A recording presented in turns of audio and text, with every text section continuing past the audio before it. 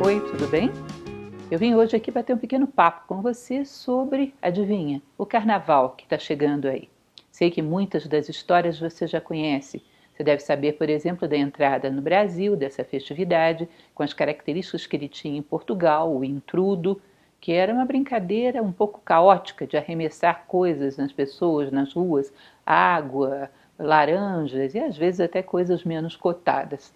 E isso foi caminhando dentro do Brasil colônia, Brasil império, misturando-se a influências africanas, foram nascendo os ritmos musicais brasileiros, foi nascendo o hábito de tocar instrumentos musicais pela rua, é o chamado Zé Pereira, e depois as marchinhas de carnaval com Chiquinha Gonzaga e o samba e as escolas de samba num período mais tardio.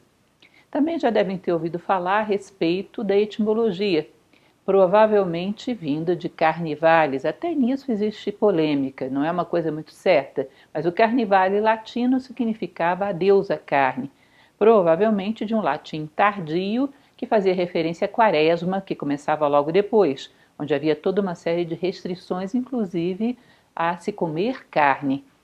Bom, eu particularmente já entro com a minha implicância de filósofo e acho que se essa etimologia é verdadeira, a levar em conta essa etimologia, a carne que se falava aí não é simplesmente a carne que se come, mas evidentemente é todos os prazeres carnais que tinham seu período de liberação, seu período de catarse nesses dias pré-quaresma. Mas será que tudo começou aí? Nós sabemos que não. Existem muitas especulações e nada de certo, mas essas especulações já servem para a gente fazer uma reflexão em cima delas. Verdadeiras ou não, alguma relação devem guardar com a nossa festividade atual do Carnaval. Em geral, sempre houve festividades associadas ao início de um ciclo de fertilidade da natureza, ao início de ciclo de colheita, algumas vezes, mas muito associada à fertilidade, à primavera particularmente. Final de um ciclo, início de um novo, como se fosse um fechamento. A primavera, logo depois do fechamento do ciclo de outono e inverno, é como se banisse as sombras, banisse aqueles elementos sombrios e mórbidos que o inverno tende a trazer, a aproximação dos mortos, das sombras, e um intuito de banir essas sombras. Isso em várias civilizações houve. Em outras não havia muito esse espírito, era só uma celebração realmente da vida que se aproximava. Fala-se, por exemplo, do Egito, do cortejo de Hathor, que saía de Dendera e ia pelo rio Nilo até Édifo, onde ficava o templo de Horus, onde ali havia o casamento sagrado entre Hathor e Horus. Bom, Hathor, evidentemente associada à grande mãe e à natureza. O próprio nome Hathor vem de casa de Horus. Ela é a casa digna, a casa perfeita desse Deus que tem por característica, Horus, ter dominado o seu aspecto inferior, ter vencido Sete, ter derrotado e enquadrado Sete numa função útil, ou seja, é o ser que domou a si próprio. É um ser divino, que agora sofre as influências do seu pai Osíris e tem o seu aspecto inferior Sete dominado. Esse homem habitava de maneira digna na casa da natureza, que é a casa de Hathor. Hathor é a casa de Horus. Os dois se uniam em Édifo e acontecia aquilo que era chamado de casamento sagrado. Ou seja, a natureza se embelezava, é o ciclo da primavera, e tomava como habitante um homem digno. Isso era o início de uma nova vida, um recomeço da vida. Bom, a própria Roma guarda a lembrança desse fato, porque havia uma procissão no tempo romano, onde Ísis ainda era cultuada como deusa, a Ísis egípcia, onde ela era carregada em um carro semelhante a um barco. Daí, inclusive, existe uma especulação sobre uma outra origem da palavra carnaval, que seria carrum navalis, que seria esse carro em forma de barco que era levado até as margens do oceano, onde Ísis era consagrada como protetora dos navegadores. Isso é interessante porque as margens do Mediterrâneo, ela celebraria então aqueles que navegam sobre as águas da matéria, que navegam sobre as águas da natureza de maneira condigna, ou seja, aqueles que não se deixam tragar pelo materialismo. Mas nem na tradição de Hathor, nem na tradição de Ísis, você vê nada de carnavalesco nesse cortejo, ou seja, algo de inversão ou de máscaras ou de alguma coisa das brincadeiras típicas do carnaval. Aí havia uma festividade, uma consagração. Era quase que um cortejo sagrado. Era de fato um cortejo sagrado. Nós vemos esses aspectos carnavalescos, semelhantes ao que conhecemos hoje, já na tradição greco-romana. As chamadas Dionísias na Grécia, que eram celebrações ao deus Dionísio, principalmente a Dionísia Maior, que acontecia em março, ou seja, também início da primavera, onde aí nós vemos todo um conjunto de aquilo que se chamava de orgias, de entusiasmos, de momento em que as pessoas se embriagavam, se vestiam com peles de animais.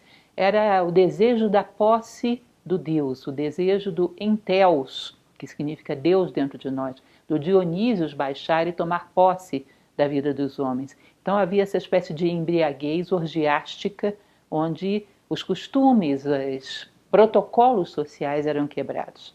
Isso foi levado para Roma, e isso gerou lá os bacanais, tão mal conhecidos entre nós, e também houve em Roma as Saturnálias, que também eram festas que marcavam, num determinado período, libertava-se o deus Saturno, que ficava preso com fitas de lã no seu templo, e era uma inversão da ordem social, assim como também as Lupercais, dedicadas ao deus Pan. Era interessante perceber então isso. Existe um médico americano do século passado, Dr. Edinger, que era um psiquiatra junguiano muito especial, tem ideias muito boas, que ele dizia o seguinte, que na verdade a intenção das festas de Dionísio e provavelmente as suas sucessoras romanas era romper com os limites, transbordar os limites da ordem social comum, mas transbordar no sentido de que o homem fosse possuído pelo Deus, ou seja, que o divino no homem viesse à tona. Essa, digamos assim, superação do normal. Mas quando o homem não tem vias para que esse elemento espiritual elevado tome posse dele, surge a chamada liberdade perigosa da qual ele falava, ou seja, o transbordamento das normas. Quando a consciência não tem como se elevar, ela se rebaixa e liberta o animal. Ou seja, havia a animalidade, a liberação dos instintos, o transbordamento das regras e da ordem da sociedade. Bom, esse então é um elemento. Esse transbordamento da ordem, vocês vão ver que durante muito tempo, até os nossos dias, de uma certa maneira é conhecido como a ideia da catarse. É como se o homem tivesse dentro de si a repressão desses elementos animalizantes, da violência, dos instintos descontrolados, e esses elementos fossem reprimidos. E num determinado momento eles ameaçassem estourar, transbordar. E para que isso não aconteça de uma maneira anormal e descontrolada durante o ciclo, provocando problemas graves, isso é liberado numa determinada época, prévia à ordem, prévia à primavera, prévia à quaresma. Isso é liberado de tal maneira que aí transborde e possa novamente se instaurar uma nova época de purificação. Catarse, que vem do grego, significava exatamente purificação.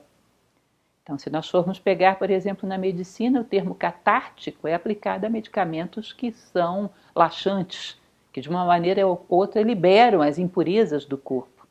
A catarse carnavalesca seria uma forma de liberar as impurezas da psique humana. Agora, será que realmente é necessário gerar essas impurezas? Aí é que é um outro aspecto simbólico que eu acho muito interessante no carnaval.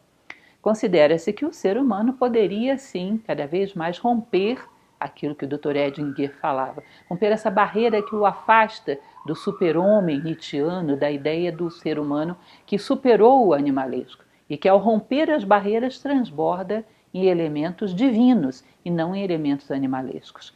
Ou seja, que a moral poderia não ser repressora, mas ser transmutadora. E aí eu entro num outro aspecto que eu gostaria de falar para vocês, que é o aspecto medieval, ou seja, uma segunda faceta do carnaval. A primeira, do carnaval como catarse de instintos reprimidos. E a segunda, nos festivais medievais, o Festival dos Touros, o Festival dos Asnos, onde o asno era colocado com paramentos e celebrava uma cerimônia religiosa, isso era um sarcasmo em relação às instituições oficiais da igreja, do Estado, ou seja, da moral era o emergir, era um mundo à avessa, era o emergir daquilo que era marginal, daquilo que era, de alguma maneira, desvalorizado no tempo comum. Agora vejam bem, dentro dessa visão, a máscara era nada mais do que uma cópia grotesca daquilo que acontecia nas épocas normais, no tempo normal. É como se, de uma certa maneira, o carnaval dissesse: o tempo comum disfarça a bestialidade, não a domina, não a transmuta. O tempo normal é hipócrita. Então eram repetidas as celebrações, os eventos cotidianos do tempo comum com máscaras grotescas que davam à vista o quanto tudo aquilo ali era um grande disfarce. Então há essa segunda faceta do carnaval, como uma espécie de ironização, de sarcasmo à hipocrisia do tempo comum. Por quê? Porque o tempo comum tem uma moral que não é transmutadora, ela é só repressora. Ela só reprime, ela não transmuta. Ela não gera um ser que realmente superou as suas pulsões animais, mas apenas que as reprimiu. Então esse disfarce parece grotesco para esse tempo paralelo, que é o tempo do carnaval, o tempo das instituições invertidas. Então, se vocês imaginam, por exemplo, uma plantinha, uma videira, que vai gerar uvas para fazer um bom vinho. Uma vinícola de qualidade vai lá e poda todos os galhos inferiores dessa videira, para que as uvas nasçam lá em cima e o esforço dessa seiva gere as melhores uvas que vão dar origem ao melhor vinho. Então você imagine e faça um paralelo simbólico disso com a moral.